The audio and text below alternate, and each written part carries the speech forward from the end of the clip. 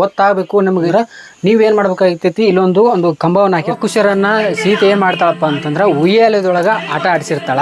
ಆ ಉಯ್ಯಾಲೆಯನ್ನ ತೋರಿಸ್ತೀನಿ. ಅಂತಃಕರಣದಿಂದ ಬೆಳೆದು ಬಾಲಕರಾದ ನವಕುಶರಿಗೆ ಅವರ ಬಿಲ್ವಿದ್ಯೆಯನ್ನ ಅವ್ರಿಗೆ ಏನ್ ಮಾಡತ್ತಾರಪ್ಪ ಅಂದ್ರ ಲವಕುಶರಿಗೆ ಹೇಳಿಕೊಡಕತ್ತಾರ.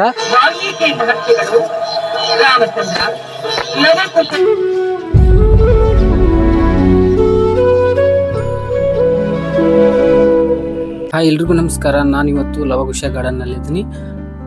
ಲವಕುಶ ಗಾರ್ಡನ್ ನಲ್ಲಿ ಯಾಕದಿನಪ್ಪ ಅಂತಂದ್ರೆ ರಾಮಾಯಣದ ಕೆಲವೊಂದು ಸನ್ನಿವೇಶಗಳು ನಡೆದಂತ ಜಾಗವನ್ನ ನಾನು ಇವತ್ತ ತೋರಿಸ್ತಾ ಇದ್ದೀನಿ. ಬನ್ನಿ ಸ್ನೇಹಿತರೆ.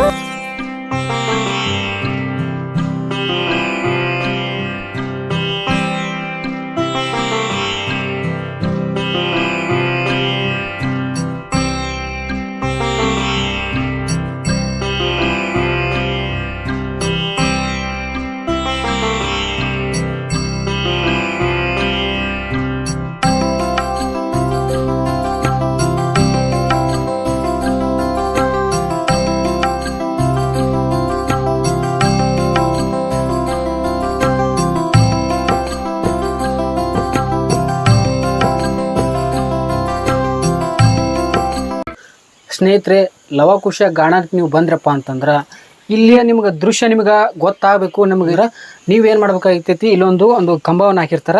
ಈ ಕಂಬದ ಕೆಳಗಡೆ ನೀವು ನೋಡ್ಬೋದು, ಇಲ್ಲಿ ಒಂದು ಬಟನ್ ಐತಿ. ಈ ಬಟನ್ ಕೆಳಗಡೆ ನೋಡ್ರಿ ಓದ್ಬೋದು ನೀವು, ದೃಶ್ಯಾವಳಿಗಳ ವಿವರಣೆಗಾಗಿ ಮೇಲಿನ ಗುಂಡಿಯನ್ನು ಒತ್ತಿ ಅಂತಾರ. ಈ ರೀತಿಯಾಗಿ ನಾವು ಏನು ಮಾಡ್ಬೇಕು, ಇಲ್ಲಿ ಗುಂಡಿಯನ್ನು ನಾವು ಒತ್ತಿದೀವಪ್ಪ ಅಂತಂದ್ರೆ ಏನಾಗ್ತೈತಿ, ಇಲ್ಲಿಯ ದೃಶ್ಯ ಏನೈತೆ ಅನ್ನೋದನ್ನ ನಮ್ಗೆ ಗೊತ್ತಾಗ್ತೈತಿ. 14 ವರ್ಷ ವನವಾಸದಲ್ಲಿ ಒದಗಿದ ಗೊಂದಲಗಳಿಗೆ ವಿಜಯಶ್ರೀ ಹಾಡಿ ನಿರಪರಾಧಿಗೆ ಶಿಕ್ಷೆ ಸರಿಯಲ್ಲ ಎಂದು ಹೇಳುತ್ತಾನೆ. ಅವನ ಮಾತನ್ನು ರಾಮನು ಒಪ್ಪದಿದ್ದಾಗ ಅಣ್ಣನ ಆಜ್ಞೆಯ ಪ್ರಕಾರ ತುಂಬು ಗರ್ಭಿಣಿ ಅತ್ತಿಗೆ ಸೀತಾಮಾತೆಯನ್ನು ದಟ್ಟ ಅಡವಿಯಲ್ಲಿ ಬಿಟ್ಟು ಹೊರಡುವಾಗ ಅತೀವ ದುಃಖದಿಂದ ಸೀತಾಮಾತೆಗೆ ಶಿರವಾಗಿ ನಮಸ್ಕರಿಸುತ್ತಿದ್ದಾನೆ ಲಕ್ಷ್ಮಣ. ಸ್ನೇಹಿತರೆ, ಲವಕುಶರನ್ನ ಸೀತೆ ಏನು ಮಾಡ್ತಾಳಪ್ಪ ಅಂತಂದ್ರೆ ಉಯ್ಯಾಲೆದೊಳಗೆ ಆಟ ಆಡಿಸಿರ್ತಾಳ. ಆ ಉಯ್ಯಾಲೆಯನ್ನು ತೋರಿಸ್ತೀನಿ ಅಂತ ಬರ್ರಿ ಸ್ನೇಹಿತರೆ. ಏನಪ್ಪ ಅಂತಂದ್ರೆ ಲವಕುಶರು ಖುಷಿಯಾಗಿ ಆದಂಥ ಕ್ಷಣಗಳನ್ನು ನಾನು ನಿಮ್ಗೆ ಇವತ್ತು ತೋರಿಸ್ತೀನಿ. ಬನ್ನಿ ಸ್ನೇಹಿತರೆ. ಈ ಲವಕುಶರ ಗಾರ್ಡನ್ಗೆ ಬಂದ್ರಪ್ಪ ಅಂತಂದ್ರೆ ಎಲ್ಲ ದೃಶ್ಯಾವಳಿಗಳು ನಿಮ್ಗೆ ಕಂಡು ಬರ್ತಾವೆ. ಈ ರಾಮಾಯಣದ ಇತಿಹಾಸವನ್ನು ಕೂಡ ನಾವು ನೋಡ್ಬೋದು ಸ್ನೇಹಿತರೆ. ನಿಮ್ಗೆ ಕಾಣ್ತಾ ಇದೆಯಲ್ಲ ನೋಡಿ ಸ್ನೇಹಿತರೆ, ಉಯ್ಯಾಲೆಯಲ್ಲಿ ಲವಕುಶರು ಎಷ್ಟು ಖುಷಿಯಿಂದ ಏನು ಮಾಡಕತ್ತಾರಪ್ಪ ಅಂತಂದ್ರೆ ಉಯ್ಯಾಲೆಯಲ್ಲಿ ಆಟವನ್ನು ಆಡ್ತಾ ಇದ್ದಾರೆ. ಸೀತೆ ಏನು ಮಾಡತ್ತಾಳಪ್ಪ ಅಂತಂದ್ರೆ ಉಯ್ಯಾಲೆಯನ್ನು ಆಟ ಆಡಿಸ್ತಾ ಇದ್ದಾಳೆ. ಲವಕುಶರು ಏನು ಮಾಡ್ತಾ ಇದ್ದಾರಪ್ಪ ಅಂತಂದ್ರೆ ಉಯ್ಯಾಲೆಯಲ್ಲಿ ಕೂತ್ಕೊಂಡು ಖುಷಿಯಿಂದ ನಗ್ತಾ ಉಯ್ಯಾಲವನ್ನು ಆಡಾಕ್ತಾರೆ. ವಾಲ್ಮೀಕಿ ಮಹರ್ಷಿಗಳ ಅಂತಃಕರಣದಿಂದ ಬೆಳೆದು ಬಾಲಕರಾದ ಲವಕುಶರಿಗೆ ವಿದ್ಯಾಭ್ಯಾಸ ಮಾಡಿಸುವ ಸಂಕಲ್ಪ ಕೈಗೊಂಡ ಸೀತಾಮಾತೆಯ ಮನೋಇಂಗಿತವನ್ನು ಅರಿತ ವಾಲ್ಮೀಕಿ ಮಹರ್ಷಿಗಳು ಶುಭಗಳಿಗೆಯಲ್ಲಿ ಲವಕುಶರಿಗೆ ವೇದ, ವೇದಾಂಗ, ಶಾಸ್ತ್ರ, ಪುರಾಣಗಳ ಪಾಠ ಮಾಡಲು ಪ್ರಾರಂಭಿಸುತ್ತಾರೆ. ಲವಕುಶನಾದರೂ ಅಷ್ಟೇ ಏಕಾಗ್ರತೆಯಿಂದ ಗುರುಗಳ ಪಾಠವನ್ನು ಆಲಿಸುತ್ತಿದ್ದಾರೆ.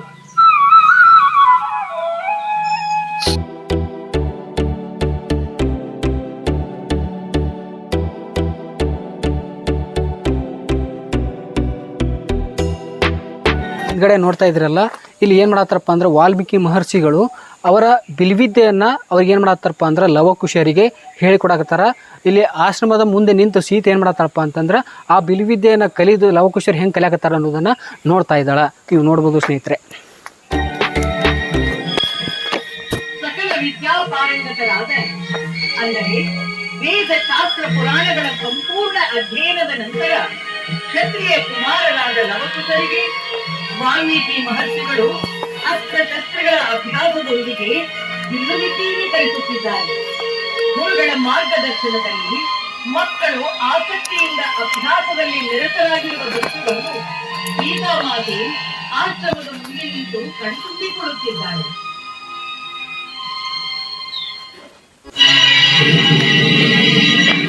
ಶ್ರೀರಾಮಚಂದ್ರ ಅಯೋಧ್ಯೆಯಲ್ಲಿ ಅಶ್ವಮೇಧ ಕೈಗೊಂಡು ರಾಜ್ಯಗಳನ್ನು ಹುಟ್ಟಿ ಬರಲು ಯಜ್ಞದ ಕುಟುಂಬವನ್ನು ಬಿಟ್ಟು ಅದರ ಹಿಂದೆ ತನ್ನ ಸೈನ್ಯವನ್ನೂ ಕರೆದಿರುತ್ತಾನೆ.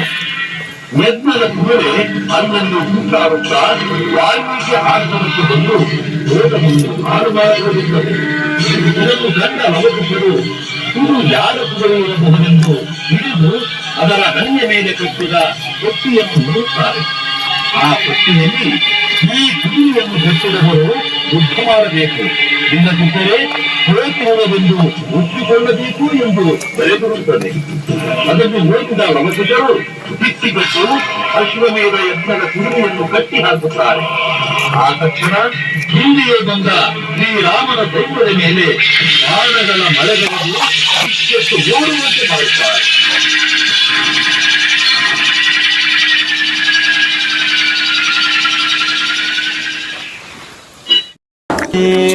సీతారాముల పున్నమిలో ಲವಕುಶರ ಈ ಪರಾಕ್ರಮದ ಬುದ್ಧಿ ತಿಳಿದ ಶ್ರೀರಾಮನು ಸ್ವತಃ ತಾನೇ ಅವರಿಗೆ ಎದುರಾಗಿ ಬಂದು ಯಜ್ಞಾಶ್ವವನ್ನು ಬಿಡುವಂತೆ ಸೌಜನ್ಯದಿಂದ ಹೇಳುತ್ತಾನೆ. ಅದಕ್ಕೆ ಲವಕುಶರು, ನೀನು ಶೂರನಾಗಿದ್ದರೆ ನಮ್ಮೊಡನೆ ಯುದ್ಧ ಮಾಡಿ ಸೋಲಿಸಿ ಕುದುರೆಯನ್ನು ಬಿಡಿಸಿಕೊಂಡು ಹೋಗು, ಇಲ್ಲವೇ ನಮಗೆ ಶರಣಾಗತನಾಗು ಎಂದು ಶ್ರೀರಾಮನಿಗೆ ಎಚ್ಚರಿಕೆ ಕೊಡುತ್ತಾರೆ. ಆ ಕಾರಣ ಅನಿವಾರ್ಯವಾಗಿ ಶ್ರೀರಾಮನು ಲವಕುಶರೊಂದಿಗೆ ಯುದ್ಧಕ್ಕೆ ಸನ್ನದ್ಧನಾಗುತ್ತಾನೆ.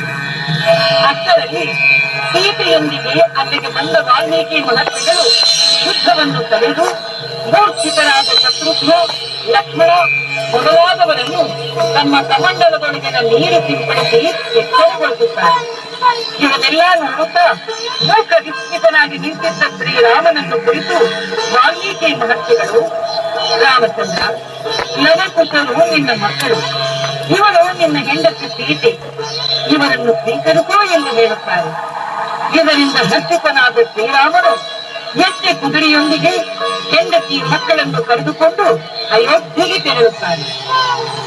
ಶುಭಂ ಮಂಗಲಂ. ಧನ್ಯವಾದಗಳು. ವೀರ ಪಾವಕರಾದ ಲವಕುಶರನ್ನು ಬೆಳೆಸಲು ಹನುಮಂತನು ವಾನರ ಸೇನೆಯೊಂದಿಗೆ ಬರುತ್ತಾನೆ. ಆದರೆ ವೀರಾದಿವೀರ ಹನುಮಂತನಿಗೂ ಕೆಟ್ಟದ ಜಾನಕಿ ಪುತ್ರರಾದ ಲವಕುಶರು ವಾನರ ಸೇನೆಯ ಮೇಲೆ ಸಾಗರವನ್ನು ಕೈಗೊಳ್ಳುತ್ತಾರೆ. ಇದರಿಂದ ವಾನರ ಸೇನೆ ಮುಳುಗಿ ಬರುತ್ತದೆ. ಅಕ್ಕಕ್ಕೆ ಕುಮಾರರ ಮಹಾಬಲಶಾಲಿ ಹನುಮಂತನನ್ನೇ ಬಂಧಿಸಿ ಹೊರರಂಗಕ್ಕೆ ಕಟ್ಟಿ ಹಾಕಿದ್ದಾರೆ. by USB drive. ಬಾಲಕರಿಬ್ಬರು ಯಜ್ಞದ ಕುದುರೆಯನ್ನು ಕಟ್ಟಿ ಹಾಕಿ ಸೈನ್ಯವನ್ನು ಯತ್ನಿಸುವ ವಿಷಯ ತಿಳಿದು ಸೈನ್ಯ ಸಮೇತ ಸಾವಧಾನಾಗಿ ಶತ್ರುಘ್ನ ಬರುತ್ತಾನೆ. ಆದರೆ ಲವಕುಶರ ಹೋರಾಟದ ಮುಂದೆ ಅವನಾದ ನಡೆಯದೆ ಮೂರ್ಛೆ ಹೋಗುತ್ತಾನೆ. ನಂತರ ಲಕ್ಷ್ಮಣ ಬಂದರು ಲವಕುಶರನ್ನು ಎದುರಿಸಲಾಗದೆ ಲವಕುಶರ ಶರ ಪ್ರಯೋಗಕ್ಕೆ ಎಚ್ಚರಿಸುತ್ತಾರೆ.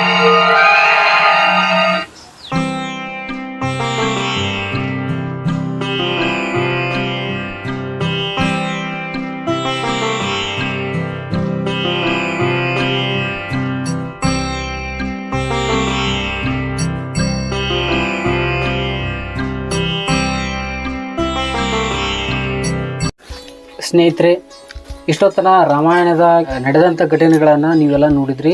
ಇಲ್ಲಿ ಆಲ್ಮಟ್ಯಾಗ ಪ್ರತಿಯೊಂದು ಕೂಡ ರಾಮಾಯಣಂತೂ ಅದಾವು. ಆ ಕುರುಹುಗಳನ್ನು ನೀವೇನು ಮಾಡಬೇಕು, ಪ್ರತಿಯೊಬ್ಬರು ಕೂಡ ನೋಡಿ ಅದನ್ನು ಏನೈತಿ ಏನೆಂಬುದನ್ನು ನೀವೆಲ್ಲ ನೋಡಬೇಕಾಗ್ತದೆ. ಸ್ನೇಹಿತರೆ, ನೀವೇನು ಮಾಡಪ್ಪ ಅಂತಂದ್ರೆ ಪ್ರತಿಯೊಂದು ಕಡೆ ಹೋಗ್ತಾ ಇರ್ತೀರಲ್ಲ, ಹಾಗೆ ಕೂಡ ನೀವೇನು ಮಾಡಿ ಈ ಒಂದು ಲವಕುಶರ ಗಾರ್ಡನ್ಗೂ ಬಂದು ಕೂಡ ನೀವು ಹೋಗ್ಬೇಕಾಗ್ತದೆ. ಸ್ನೇಹಿತರೆ, ನಿಮ್ಮ ಪ್ರೀತಿ ಪ್ರೋತ್ಸಾಹ ಈಗ ಹೆಂಗಾಯ್ತು ಇನ್ನೂ ಕೂಡ ನಮ್ಮ ಒಂದು ಉನ್ನತ ಮಟ್ಟಕ್ಕೆ ಬೆಳಿಲಿಕ್ಕೆ ನಿಮ್ಮ ಪ್ರೀತಿ ಪ್ರೋತ್ಸಾಹ ಎಲ್ಲವೂ ಕೂಡ ನಮ್ಗೆ ಸದಾ ಇರಬೇಕು. ಎಲ್ಲರಿಗೂ ಕೂಡ ಧನ್ಯವಾದಗಳು. ಮತ್ತೆ ಮುಂದಿನ ವಿಡಿಯೋದಲ್ಲಿ ಸಿಗ್ತೀನಂತ. ಜೈ ಹಿಂದ್, ಜೈ ಕರ್ನಾಟಕ.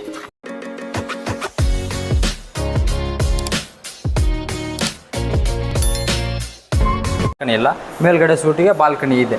ನೆಕ್ಸ್ಟ್ ಇದು EP CP ಪ್ಲ್ಯಾನ್ ಅಂದರೆ extra bed EP plan, next CP plan. Extra bed EP plan ಅಂದರೆ ಓನ್ಲಿ